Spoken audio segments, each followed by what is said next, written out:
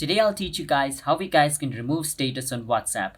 So as you guys can see, I have a status on my WhatsApp right now. So I will show you how we guys can remove it and you can follow the step. First thing is you want to open WhatsApp and at the bottom left corner, go on the status section.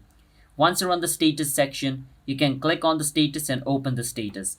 And when you open status at the top right, you can see the edit button. Click on edit and click on the status. Once you click on status, you can see at the bottom left, you can see a little dustbin icon.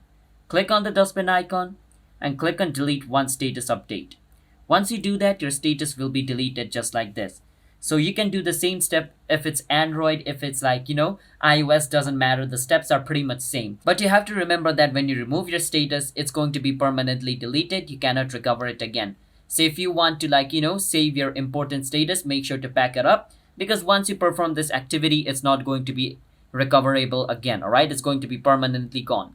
So hope you understand how to remove your status on WhatsApp. Hit the subscribe to our channel one step. I will see you guys in my future video. Bye bye until then.